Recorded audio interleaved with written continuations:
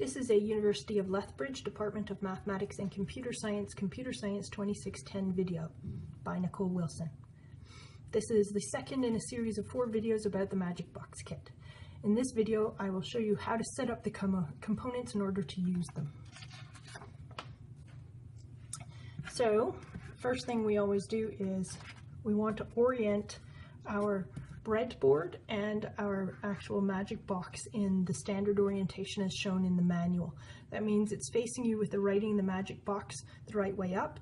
It also means that if you look at this, there's some letters across the top. I don't know if you'll be able to see them in the video. We want to turn that this way, and then we have it below and above. We need to power the breadboard in order to use it. So this is a wire that's got an end on it that we can plug in.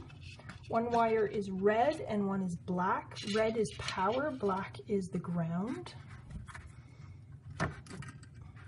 All of the chips in our chip kit, not all chips in general, but the ones we have, are powered in the top of the chip and grounded in the bottom when everything's standard orientation.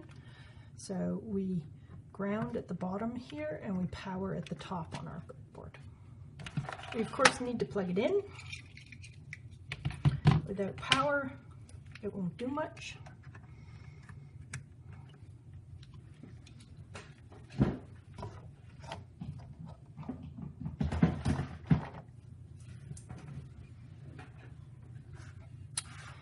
Okay, so in order to build something, we need to use some chips. So I'm going to pull out a 04 chip. There is no way to know what a chip does without knowing what number is on it and looking it up. So this is a standard chip. Before you throw a chip in, make sure that you check all the pins. If any of the pins are bent or not straight, or they are splayed too widely or too narrowly, they won't fit in your breadboard properly, they won't sit down properly, and you're in danger of bending the pins. Sometimes we can unbend a pin, but if you do it too many times, they break off. Once we lose pins, that's it, the whole chip is a wash. On each of these, again, it may be hard to see in the video, there is a divot that looks like a half circle on this side. If everything is oriented properly, you should have that pointing off to your left. And when we put it in there, we make sure all of the pins are in a hole, and then we want to quite firmly press it down, and you will be able to hear it press down properly.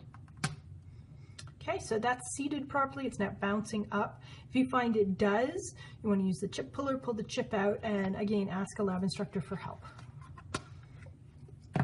Before a chip can be used, it must be powered and grounded. Right now, this chip isn't connected to anything. Remember, our power is across the top next to the red line. So if you look up the hex inverter chip, you'll discover that the power is this one, this first pin at the top. And so I attach that to my power. I've now powered the chip. And then my ground is the last pin on the right at the bottom. So I attach that to the ground. So now this chip is powered and grounded. In order to see what this chip can do, so I'm going to show you testing of it, we need to connect it to a switch, and we need to connect it to a light.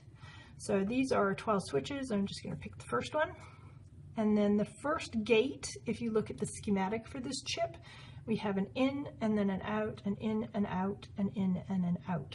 So remember, there's 6, and then across the bottom, same thing, in, out, in, out, in, out. So I'm going to go to the first in, and then I'm going to take a wire, a different one, and connect this to one of the outs or LEDs. And it doesn't do anything yet. It doesn't do anything yet because I haven't powered anything. So now if I turn the power on, you can see our 7-segment display shows up with a 0 because nothing's coming into it. I have all my switches here. Switches can be open or closed. Open means off. So think of it this way. If you have 2 wires and they're open between them, they're not connected. When they're closed, they are connected, and then we get power coming along them. So I'm going to turn these to open. Because this is an inverter, it comes into the inverter, gets changed to a 1, comes back out and turns that light on. So when I flip the switch to on, it turns the light off because I've inverted. If I put this over here in the last spot on the LED, the output is now this light, and this turns to a 1. That's because these 4 lights, B0 through B3, correspond to the output on here. We don't always need it, but when we do, it's available. And that is how you set everything up. Obviously, when you have more complicated things, you're going to have more chips along here. Before you use them, make sure you test every gate. It's not as onerous as it sounds. You get a setup like this. So I've tested the first one. Here's the second. It's working. The third. It's working. The fourth. That's working. The fifth is working. And the sixth one. Yes, so I checked both states on every single one of these. Some of the other chips will have 4 states for each one, like an AND or an AND or a NOR. It is really important that you test your chips before you use them. If you don't, you will inevitably end up in a situation where if a chip fails, you're going to spend literally hours and hours trying to figure out what's wrong. So I mentioned there's a probe.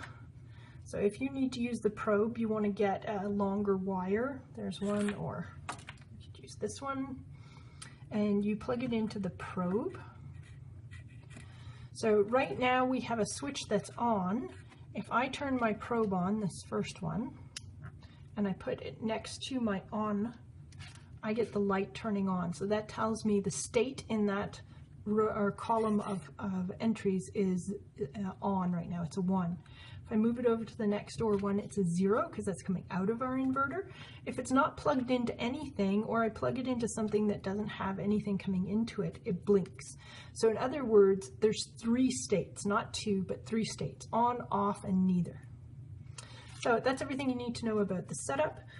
In the next video, we'll talk about how to pull the chips out and use the chips. Although I think I did use the chips already.